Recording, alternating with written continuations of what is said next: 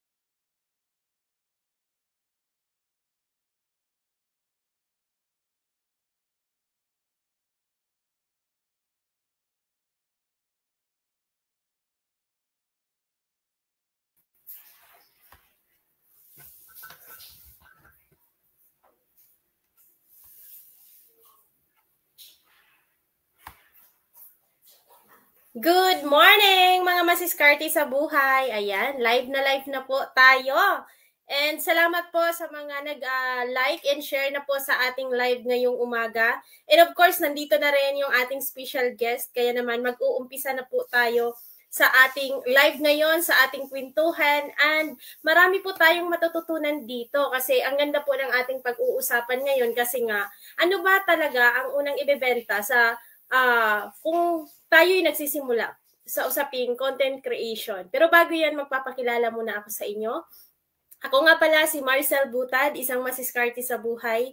And yes, eto, patuloy na gustong tumulong sa mga katulad kong madiskarte sa buhay content creator na makapag-launch din ng sariling produkto yung ating mga kasamahan kahit po wala silang idea kung ano ba talaga ang meron sa tech or nahihirapan sila sa tech. Pero bago yan, no, ay ipapakilala ko ng kaunti lang yung ating guest right now. Siya din po ay isang Bisaya. So pareho kaming Bisaya and I'm so happy na siya po ay pumayag sa ating invitation and excited din na matuto rin sa kanya at sa kanyang kwento. So kung gusto nyong matuto ngayong umaga, paki-share naman ang live natin, and of course, hanggang matapos ang aming live ay samahan niyo po kami.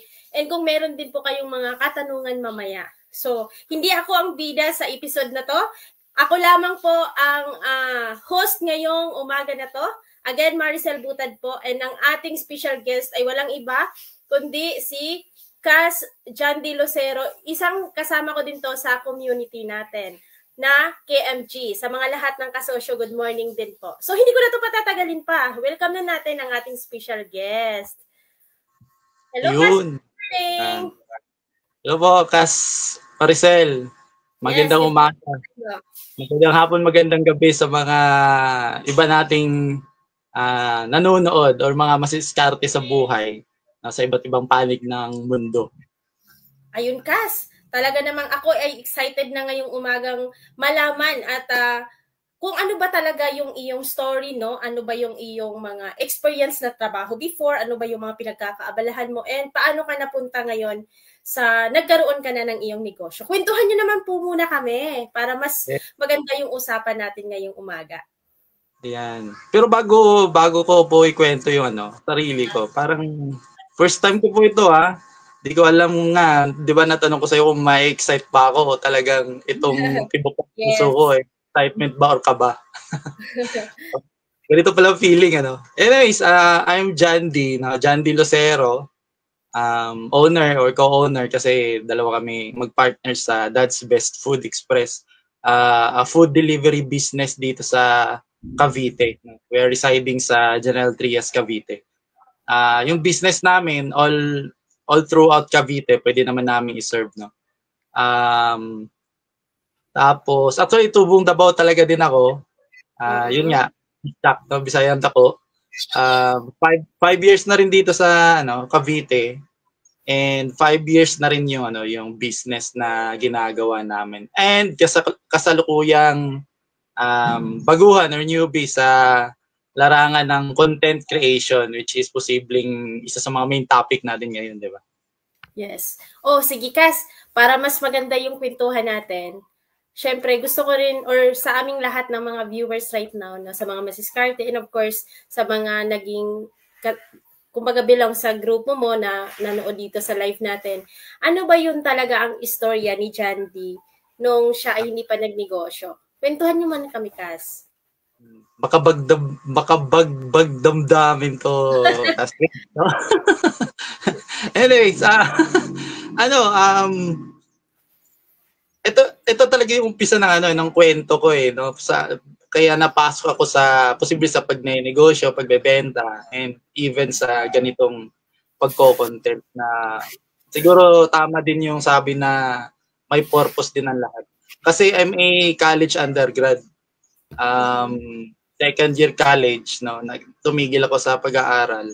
Isa din yun sa mga very disappointing na bahagi ng buhay, Yung full of excuses, alam ko posible kaya ko namang ituloy yon. Siguro nagdadahilan lang din ako sa mga sitwasyon. Pero na-realize ko that time na talagang tayo napag-iwanan. Left behind talaga sa mga kasabayan natin or mga kabatch natin kasi sila nag-aaral, matatapos, makukuha yung mga pangarap nila habang ako andito, di ba, napatigil. Tapos doon ko pa nga naitanong sa sarili ko, hanggang dito lang ba talaga ako or ito na ba talaga yung buhay ko? Yun yung nakikita ko sa sa paligid ko Yun na yung tropa ko, tambay. Naging tambay for mga mahaba-habang panahon din. Pero later na-realize ko din naman na hindi pwedeng hanggang doon lang. So kaya nagpursige tayo, nagsikap tayo. Napunta sa kahit anong racket, anong pagbebenta, anong mga trabaho. Pero honestly speaking, kasi nga undergrad tayo, wala talaga ako naging regular na trabaho. Hindi ako nagtatagal sa employment. Hindi ako nagtatagal siguro. Di ko alam, di ko sure, pero parang wala akong wala akong napagtrabaho ang nagtagal ako ng 1 taon. Siguro mga pang few months lang. Naging ahente naman tayo, naging waiter sa isang bar, naging unang-unang trabaho ko na in-applyan ko din talaga, fast food, no? Naging service crew tayo dyan. Pero may minsan naging ano tayo, parang may position din siguro din sa later on na yun sa mga skills na meron tayo. Naging supervisor tayo ng isang telecom, no? Yung parang internet provider, ganun. Pero isa sa dahilan din, kaya hindi ako nagtatagal sa trabaho kasi ang airpat ko is self-employed welder. May welding shop, no? Sa bahay lang din namin, sa taas namin, bahay namin, sa baba is yung welding shop ni airpat. Kaya posible pag talagang wala akong trabaho or doon, lalo na pag maraming projects, napapatulong ako doon. So parang doon yung yun yung pag natenga or natambay, doon ako napapatulong din habang walang trabaho or naghahanap ng trabaho those times. Those were the days sa Davao, no? Kasi dito sa Cavite, na rin, pagtungtong ko ng Cavite, lockdown yun. Sakto. May plano kaming, before lockdown, may plano kaming gumawa ng kainan, no? Or canteen. Pero yun nga, nag-lockdown. Kaya itong Dad's Best ngayon, naipanganak dahil sa lockdown na parang food delivery service na. Actually, wala kaming physical store. Talaga online yung namin, yung market namin. I-deliver namin sa kanila yung pagkain. So, ganun. Medyo lang. Shortened version yun kasi. Sure, no, share mo pa, Kas, baka meron ka pang gustong idagdag. Halimbawa na lang dahil nga nabanggit mo na ikaw ay hindi talaga into parang sobrang nandun ka sa employment and dahil nga din sa tatay mo na may self-employed na sabi mo ang ganun, tapos tumutulong ka. Paano mo naman po, no, na napunta ka sa pagnenegosyo? Or I mean, nagkaroon ka na ng isip na what if magnegosyo na ako? Magsimula na ako magnegosyo. Ganun. Siguro nakalakihan ko, yun nga, yung may welding shop kami. Akala ko nga dati, no, bata pa tayo, negosyo. Actually, negosyo yun no? Parang self-employed lang kasi, kung i-differentiate lang din natin, sa airpat lang talaga is self-employed kasi hindi siya pwedeng mawala doon sa trabaho niya Pero ang sa isip ko na noon, negosyo yun, may negosyo kami, parang ganun. So siguro natatak na rin sa akin. At the same time, yun nga, kasi hindi natin kayang akyatin yung corporate ladder, no, sa employment kasi nga undergrad tayo. So napaparaket-raket tayo, napapabenta-benta. Kaya kinukonsider ko na halos kalahati ng buhay ko nasa pagnenegosyo or pagbebenta-benta.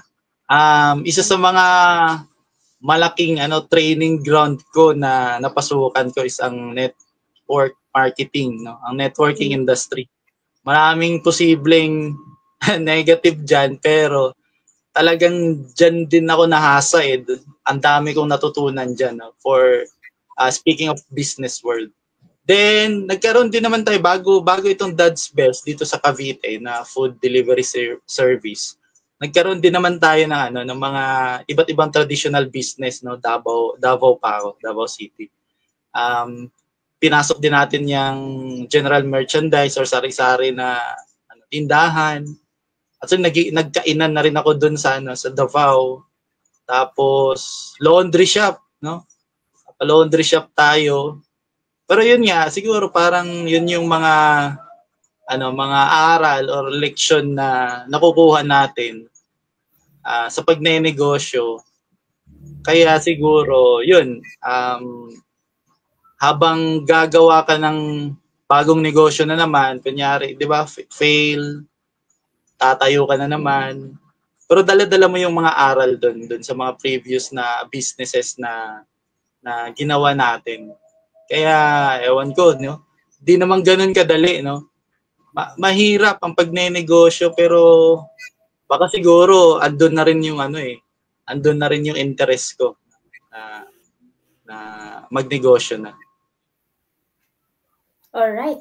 So, parang Kas, dahil nabanggit mo nga, parang nasa pagbebenta ka na talaga, no? And parang napamahal ka na sa pagninegosyo. Masasabi mo bang ang pagbebenta or itong pagninegosyo mo is passion mo na rin? Siguro hindi naman passion kasi may ibang bagay din ako, may ibang interest ako eh. Actually siguro kung passion ng pag-uusapan, baka pag arts, gano'n, visual arts or pagpipinta, yun, isa sa mga malaking interest ko yun na hindi ko pa lang talaga nagagawa or naitutuloy ngayon.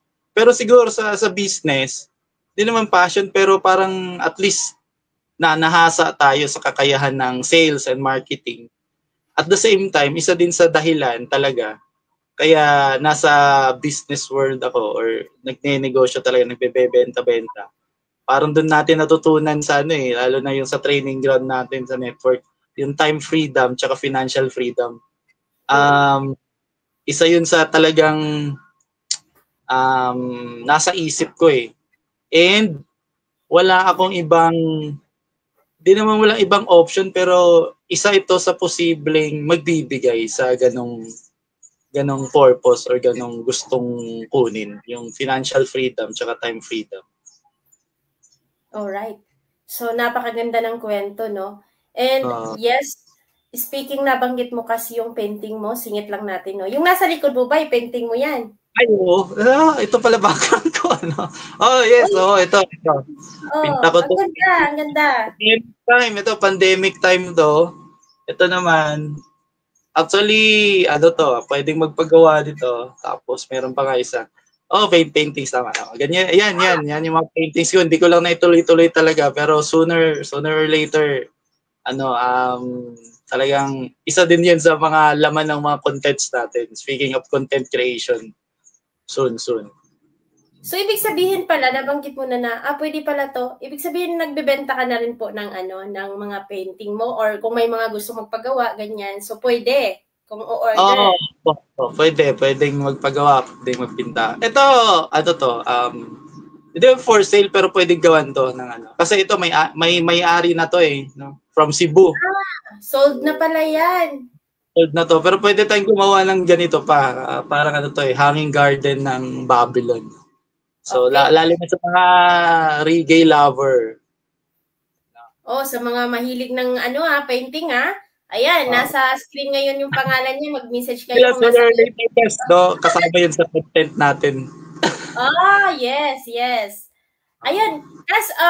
Syempre, sa mga dami mong na-experience or may mga na-try na negosyo, ano yung mga, eto na lang, kasi marami tayong problema dyan sa pagninegosyo. Pero ano yung pinaka problema na experience mo sa pagninegosyo ang hindi mo malilimutan? Isa sa mga problema na hindi malimutan. Ito nakwento ko rin to sa tropa ko, no. Once na nagkwentuhan kami. Yung actually malaki-laki yon, general merchandise or sari-sari store, kumbaga. Medyo maganda na yung doon, yung takbo noon. Kompleto sa tinda.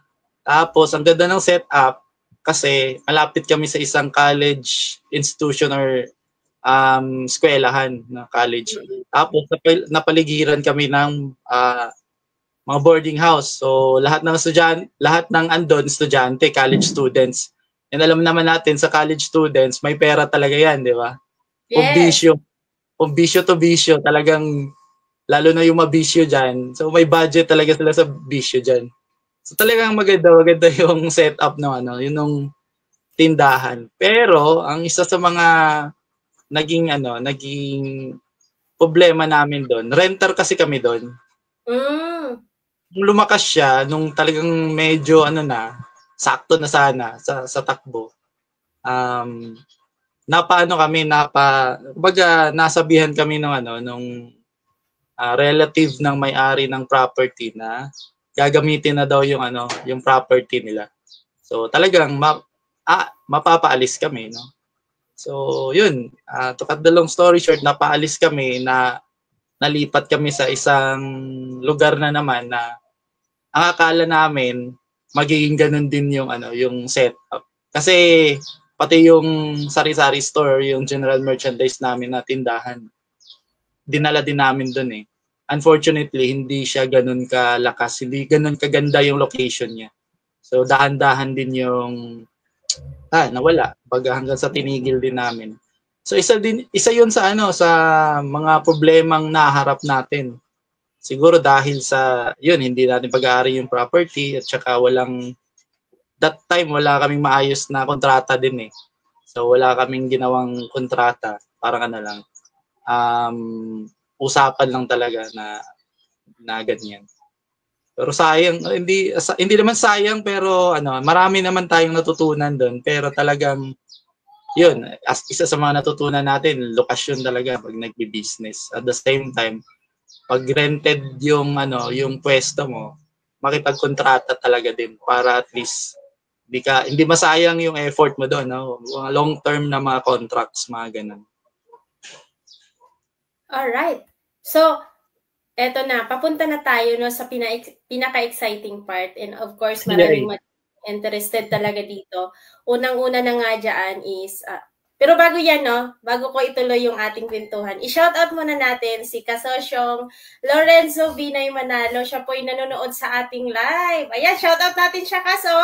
Isang kasama natin sa community. Malupit po yung negosyante. Hello po, good morning. Podcast din to si Kas Lorenzo eh, no? So, early. Mapupunta din tayo, mapapagupit din ako Kas Lorenzo. Para sa speaking of pagpagupit, no, ayan sa screen natin right now, ang galing pong pagdating sa pagupit po, no, si Kasosyong Arvin talagang bumata. Di ba? Ayun. Lalong gagwapo ka dun, Kas, kapag nagpagupit ka kay Kas Lorenzo. Nang ganon. Ayoko na ng ganon. Ayun. So, ngayon, Kas, no, dahil napag-usapan na natin yung business mo, ano yung mga naging problema mo. And sige, paano naman nasabi mo na nasa content creation na tayo, ano naman yung sobrang naitulong ito sa'yo? At masasabi mo na dahil sa content creation, may nagbago?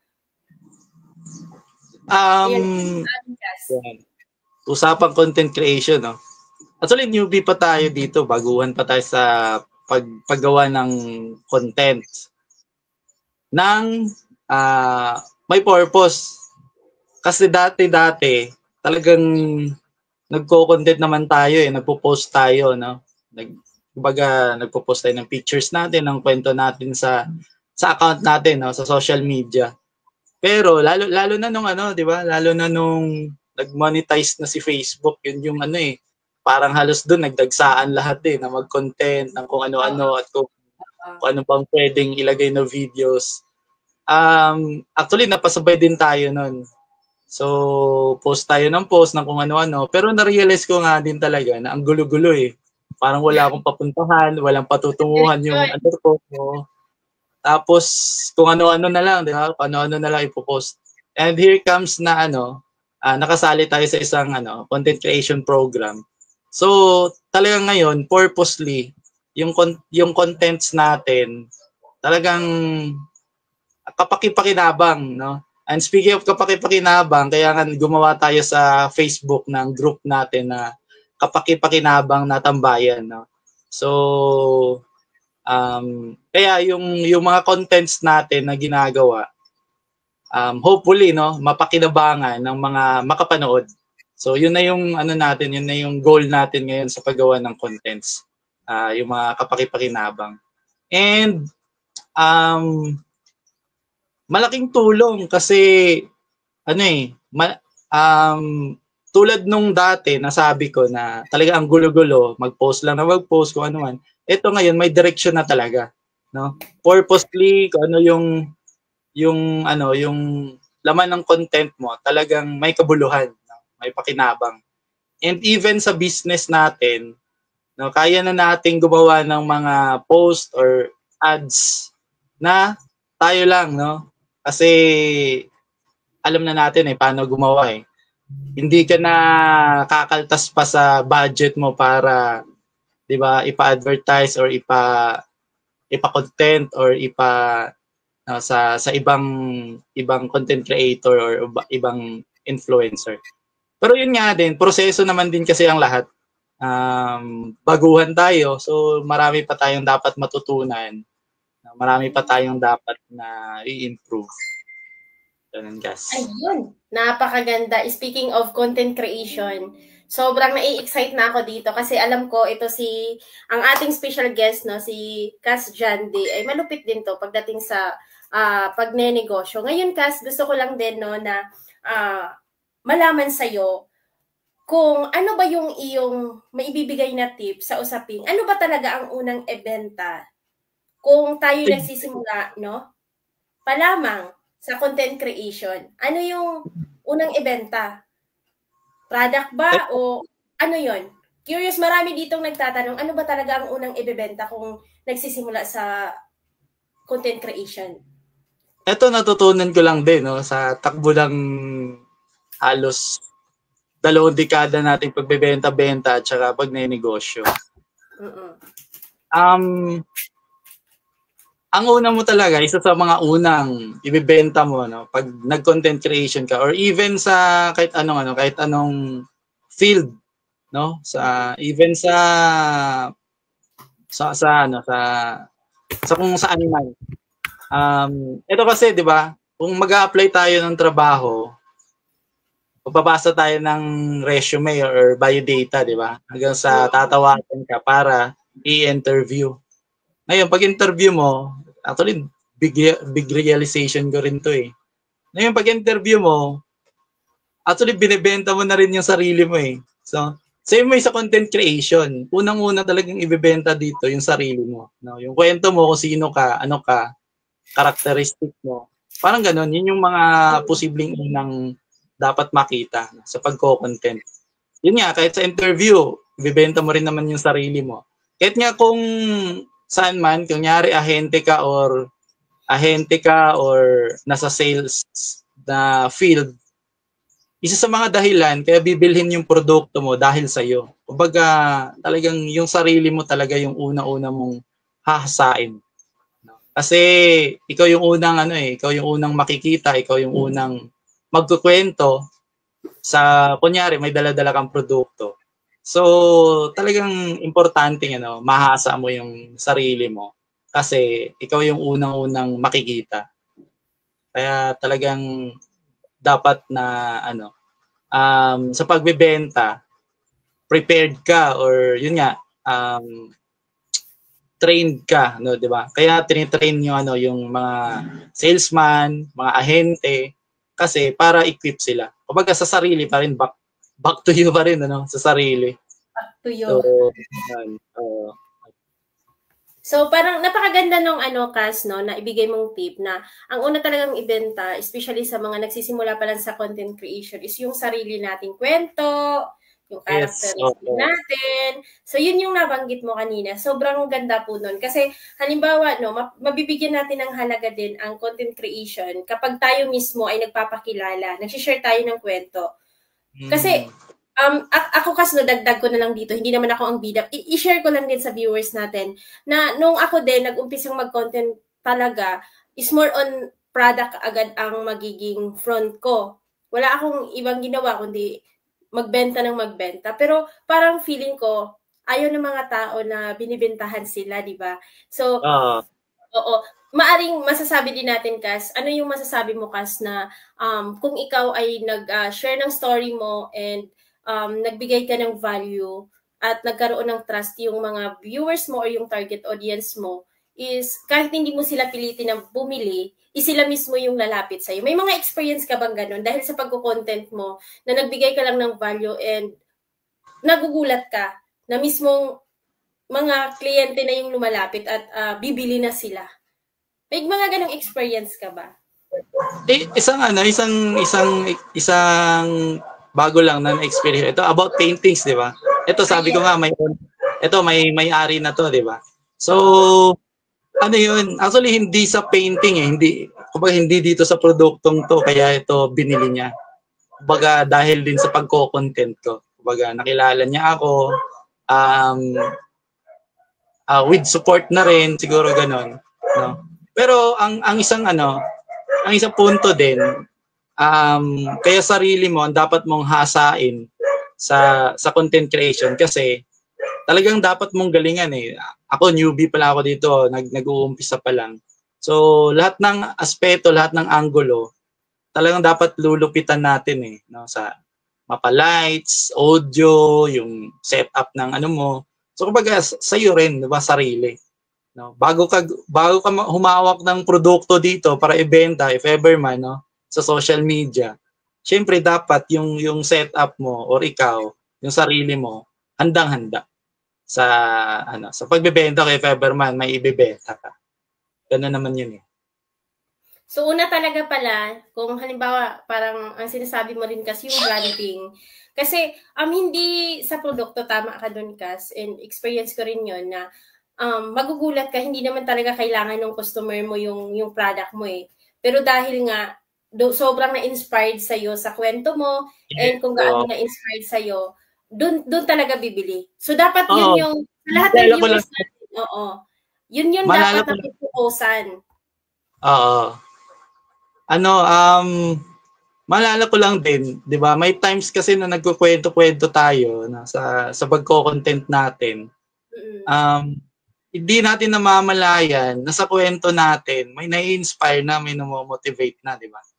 Yung ikwento mo lang yung buhay mo sa mga experiences mo. Kahit hindi mo na nga diinan ng aral or leksyon, pero excuse. Pero sila mismo nakuha na nila eh yung gusto mong iparating sa kanila kahit lang dun sa kwento mo.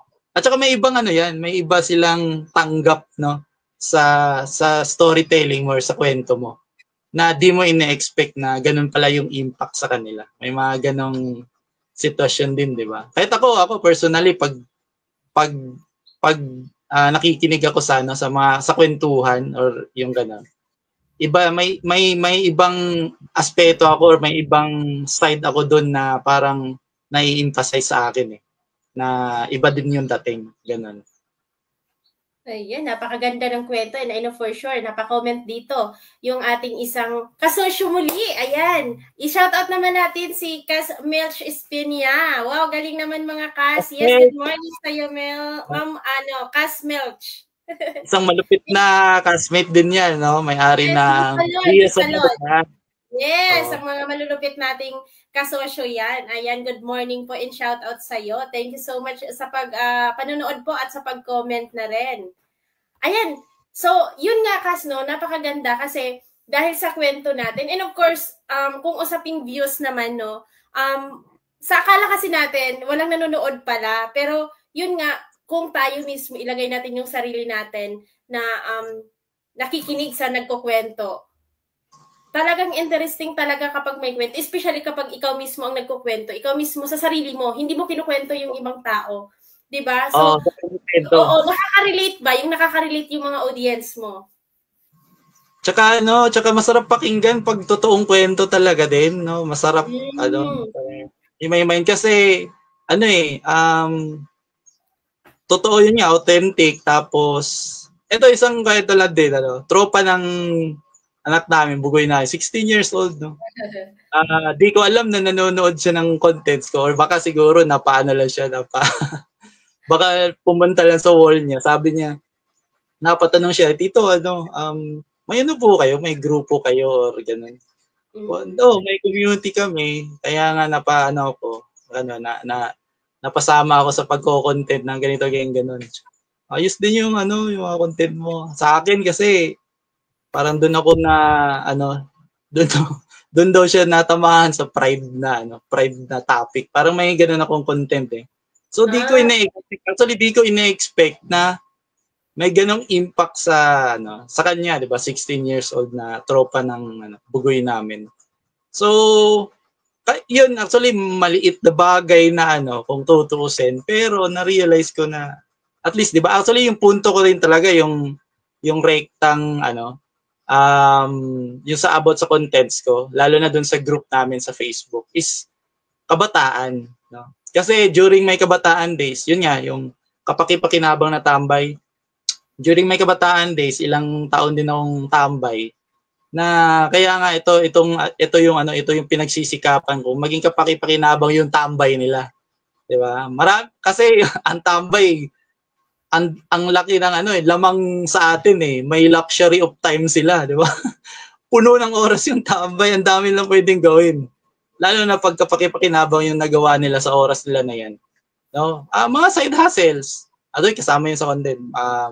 Tawag nito, pagbebenta, yung mga skills and talents mo, pwede mo yung pagkakitaan, pwede mo yung gawin.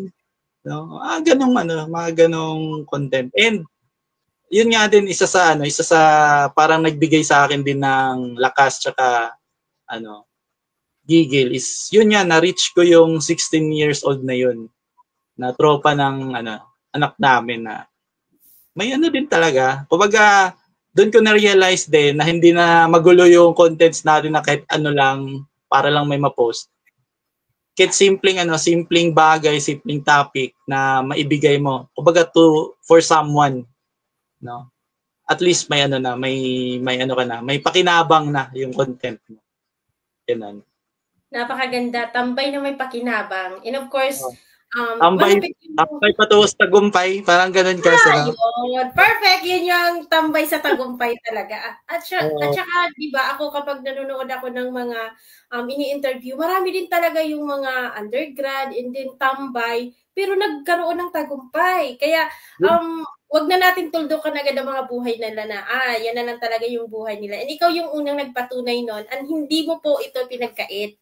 Dahil nga nabanggit mo po yung kapakinabang na isang community. Kasi kwentuhan mo naman kami dito sa iyong community. Bakit sobrang ganun na lang po yung iyong sobrang laking, kumbaga, anong tawag nito, yung laking pusong binigay mo dito sa community mo. Bakit ito talaga yung sa tingin mo ang gustong-gusto mong tulungan? Kahit nabanggit-banggit mo naman na dati ka pong parang may tambay moments ka rin na gano'n.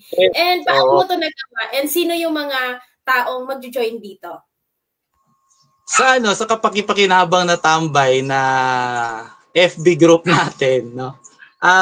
Na-realize ko lang din kasi, di ba nakwento ko kanina na natigil ako sa pag-aaral. Those times talaga, very disappointing yung moments ko noon na lugmok ako. Yung akala ko hanggang dyan na lang ako. Kasi nakikita ko, tropa ko na, tambay. Nakikita ko na yung future Ito pala yung mga future ng tambay. Yung mga nauna sa akin na na mga buhay tambay. Ngayon, pero those times active youth, sa community namin. No? Elected ako as SK official o kagawad lang. Pero kaya active ako sa mga gawaing pangkabataan dun sa barangay namin. Isa din yun sa nakatulong. Those times na natigil ako sa pag-aaral, parang dun nabaling yung attention ko at yung interest ko sa pagsaserve sa mga kabataan. And na-realize ko na marami palang bagay or options na pwedeng gawin yung mga kabataan para maging kapaki-pakinabang, lalo na yung mga nasa tambay moments. No? Kumbaga, nung nalugmok ako noon, akala ko wala na, katapusan na, hindi pala. No? Part lang din pala yun ng pagsubok ng pinagdadaanan, nadadaanan lang natin. And speaking of daan, na-realize ko nga din na talagang merong daan sa pag-asenso at saka sa tagumpay. No? Hahanapin mo lang din talaga, aaksyonan mo lang din talaga. No? Yun nga yung sabi nila, nasa Diyos ang awa, nasa tao ang gawa. So, may gagawin ka pa rin, no? May action ka pa rin dapat na gawin para yung awa na ibibigay ng Panginoon may bigay sa atin sa mga deserving, 'di ba? Sa ganung Then speaking of kapaki-pakinabang na tambay na FB group, may times kasi na minamaliit pag tambay yung datingan na minamaliit tayo.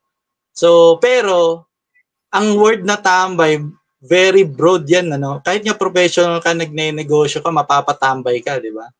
May times na aantayin mo yung kasama mo sa trabaho, saan ka tatambay para antayin siya. Yun yung mga terms na tambay. Negosyante, pagkatapos ng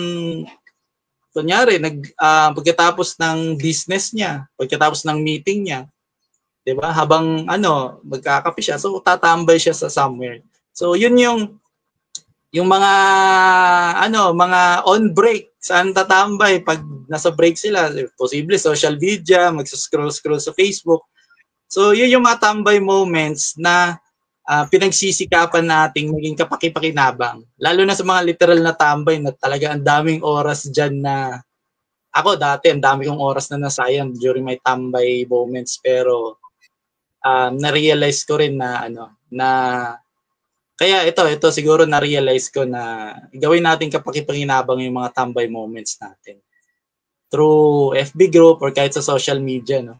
Yung pag-scroll natin sa Facebook, sana maging kapaki-pakinabang, no? Yung mga contents na may kabuluhan, may maibigay na tulong sa atin, yun yung isa sa mga magbibigay ng pakinabang sa atin.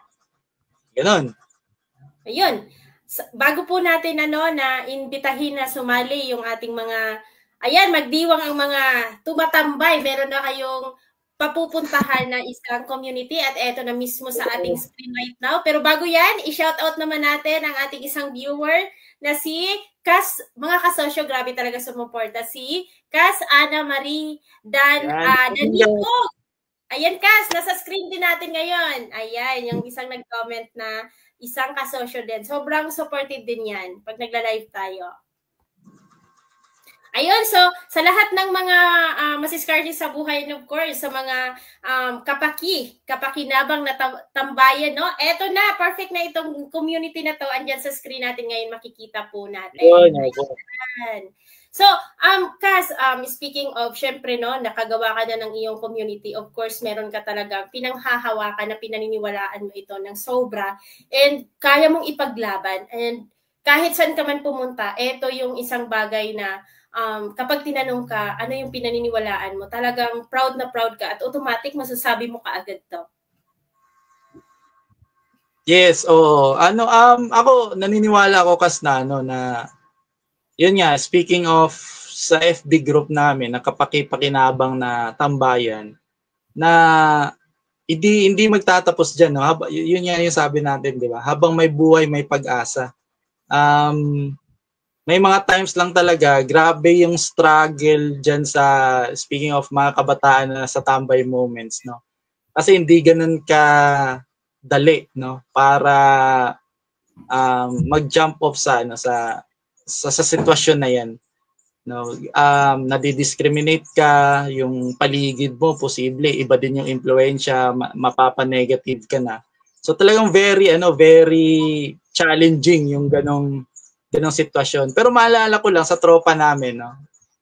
Those days na nasa tambay moments kami, talagang literal tambay sa kanto kasi napatigil sa pag-aaral, may ilang halos kumbaga kababata ko napatigil din, so magpapang-abot kami doon sa kanto, kwentuhan lang ng kwentuhan, may inuman. So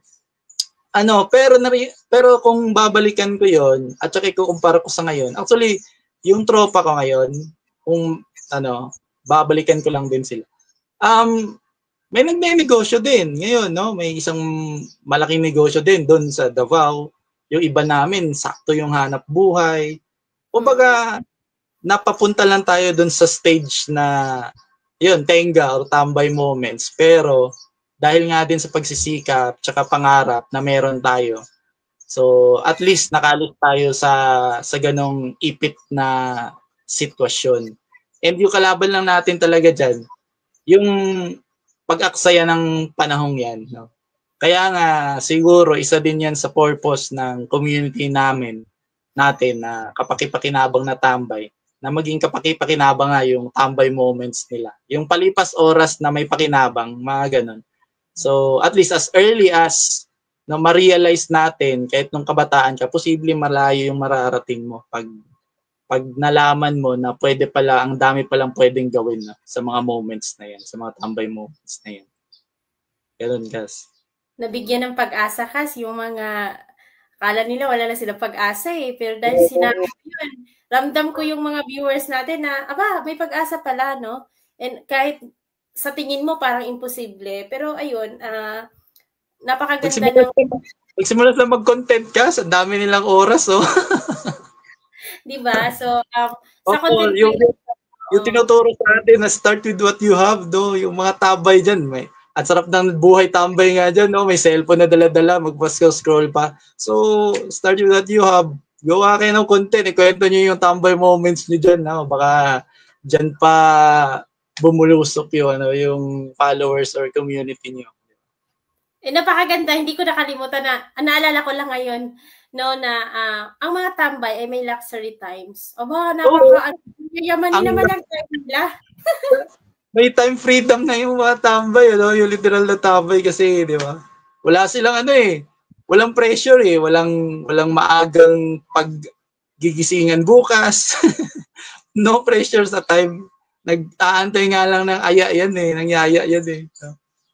Alam mo yung tambay na into tagumpay, kasi kung usaping parang pagtitiis, sakripisyo, sila na yun nagugutom, kumbaga minsan wala silang pangkain or di kaya naman ay kulang talaga sa panggastos, gano'n. Sobrang sanay na sila. Kaya kapag may opportunity na parang susubukan nila, kahit anong hirap malalagpasan, kaya nagtatagumpay. Kaya sobrang advantage na rin ito. Diba? Tsaka sarap tagumpay ng tambay. Mafe-feel mo talaga, no? Tsaka ang sarap ng kwentong ganyan din. Yung tambay to tagumpay na story. Ang sarap pakinggan yan. Dami mo talagang nakakabilib, lalo na yung mga may malulupit na story talaga, no? From tambay to tagumpay. Ang laking inspiration yan. Isa ka doon na nagpatunay din talaga. And of course, nabanggit nga natin na malayo pa, pero malayo naman naman. Yes. At least 'di ba na kumbaga nakapag-stay forward ka na, hindi ka na doon talaga nag-stay put ka lang doon sa kumbaga sa mga buhay-buhay na ganon. Nandito ka na para tumulong naman, para maiahon naman at kung ano yung meron ka na ngayon is mapupunta sila doon and baka sobrang malagpasan ka pa nila. Kasi itinuro mo na yung dapat ituro na kasi may galing tayo magaling sila sa bagay na to, may galing din tayo. Hindi pare-pareho yung galing natin. Tsaka yun yung advantage ng pagiging content creator, no? Hindi lang yung sa tabi-tabi mo or yung itong kakilala mo, yung marireach mo. Buong bansa, buong mundo, no, marireach mo. Pag may gusto kang sabihin, may gusto kang i-share, may gusto kang aral na ipaabot, talagang kahit sino pwedeng makaabot doon. Yun yung isang advantage sa pagiging content creator. Ayun, so nabanggit na natin lahat ng mga impormasyon na kailangan nyo malaman. And yes, hindi pa nga kami neto nag-meet sa ating special guest right now. Isa lang kami po kasama po sa community. And dahil po sa isang programa ni Kasosyong Arvin. Kaya sobrang thankful tayo kay Kasosyong Arvin. Nagkita-kita tayo, nagtulong-tulungan tayo. And yung mga natutunan natin sa programa niya, ito na yung time na mag-give back naman tayo sa mga talagang tunay na nangangailangan. And yung mga hindi na aabot ng iba, tayo yung aabot sa kanila. Kaya dapat may ambag din tayo sa lipunan. Di ba? Hindi ka pakipakilap.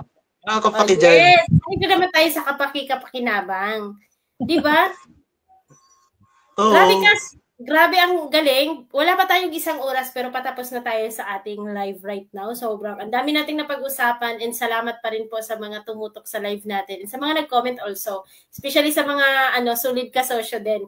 Ayan Kas, patapos na tayo talaga, no? Na-share na ba yung live? Ano ba yung mga takeaways ninyo? Or kung meron po kayong mga katanungan, kahit replay nyo po ito mapanood or ngayong live, i-comment nyo na dyan, baka kaya namin sagutin. No? Kas, ano ba yung iyong end message po sa ating mga manunood, sa iyong mga sa community mo na mapapanood tong live kung replay man? Ayan, ano yung masasabi mo na makaka-inspire din at the same time? Ang sarap pala talaga ng ganitong kwentuhan, yung yun nga, yung may pakinabang na kwentuhan, 'di ba? Yung akala nating walang kabuluhang mga experiences natin noon, ito pala yung purpose, no? Yung may kwento sa iba para kapulutan ng aral. Tapos, yun, speaking of kwentuhang ganito, na-realize ko lang din na mas maganda din talagang may community kung may masalihan ka community. No, lalo na sa atin yung mga nagko-content na nagne-negosyo din, no. Ang ganda ng community na to. So anyone or everyone na gustong ma-impluwensyahan ng maayos ng positivity, no. So maghanap kayo ng community nyo na talagang makakatulong sa inyo. So tulad nito sa amin, no.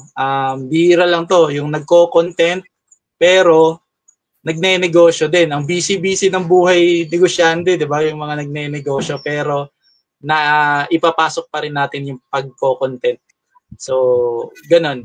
And yun, usapang tambay moments, maghanap kayo ng community na makakatulong sa inyo. Meron dyan, no, sa inyo. Online world, pwede nyo salihang mga community sa kinahiligan nyo.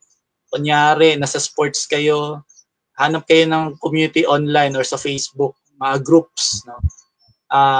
Nasa arts kayo, meron yan, mga groups sa kinahiligan nyo. Nasa pagsasayaw kayo, gano'n, sa pagluluto kayo, meron yan, di ba? Ito yung tulong ng social media. Ito yung isa sa malaking tulong ng pagiging content creator. Kasi gusto mong mag-influence, gusto mong ma-reach out yung lahat ng gusto mong i-reach, no, sa hilig nyo. Pwede nyong gawa ng community. Kaya nga sa mga masiskarte sa buhay, nandiyan na sa community nila, or doon sa mga makapanood, no, na makapanood ng video na to, hanapan nyo ng community yung mga kinahiligan nyo. Baka yun yung magbibigay ng isang malaking tulong para talaga ma-express nyo, no, ma-express nyo yung talents nyo, yung skills nyo, yung kinahiligan nyo. Ano lang din naman. Sagarin na natin yung social media, gamitin natin to para sa kapaki-pakinabang na bagay. Ganon, Cass. Ayun.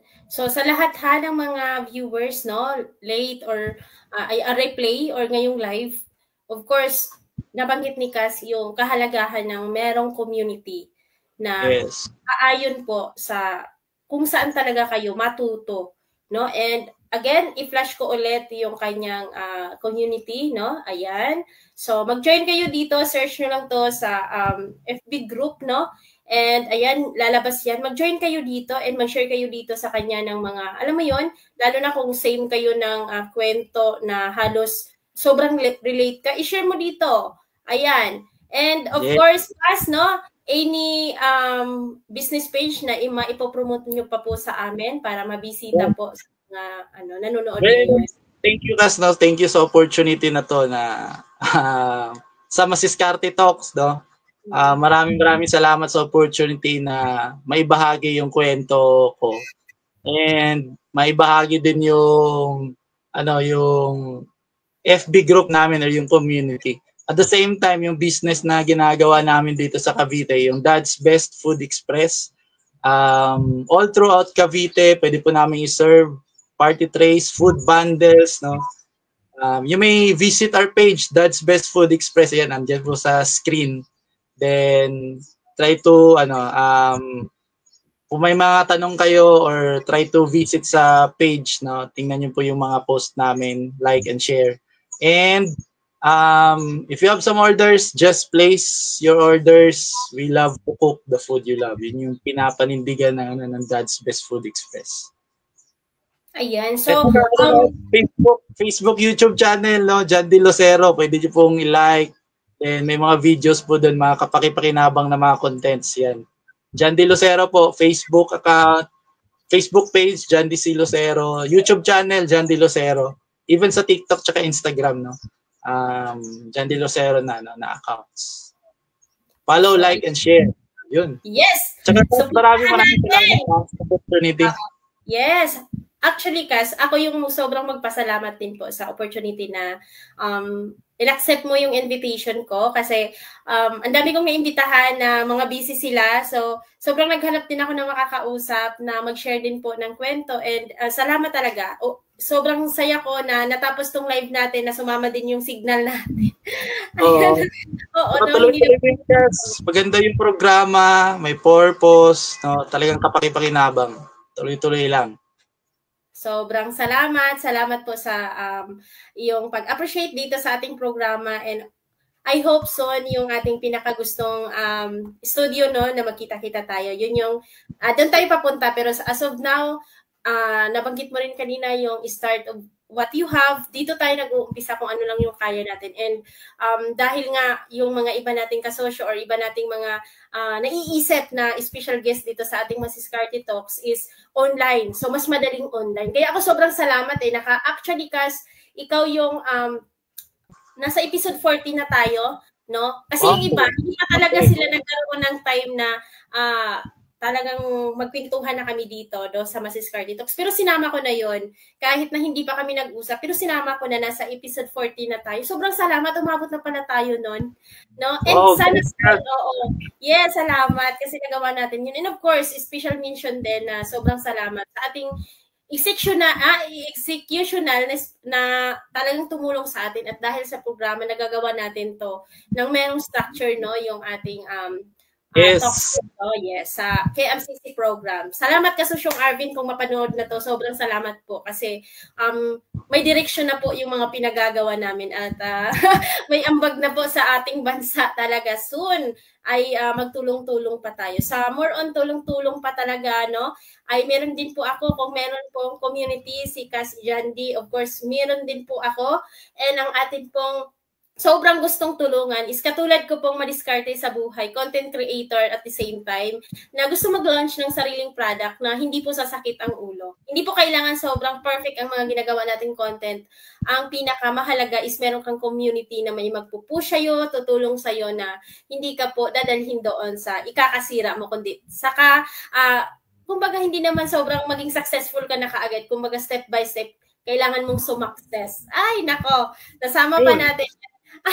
And of course, no, meron din akong business page pala, tinatrabaho ko rin ngayon, and medyo hindi gaano na focus dito. Ayan, meron akong business page, Tindahan ni Mase, and gusto ko dito talaga is yung mga wearables, no, into printing naman tayo para sa mga nangangailangan ng mga, para sa events na gift nila, merchandiser, ayan, yung mga cup, t-shirt, and wearables, no. So, meron akong isa din palang tawag nito, yung merch Mrs. Carty sa buhay, yung tatak ng t-shirt. And doon sobrang pinagmamalaki ko yung merch ko na yun. So, meron na pong mga nagsipag-order, kaya salamat po. So, yun lang. Always remember that success is start when you decide to begin. Tapos na po yung live namin, Kas. Maraming salamat. Huwag ka muna mag-end. Usap tayo sa backstage. Salamat po sa mga viewers natin. Bye-bye po.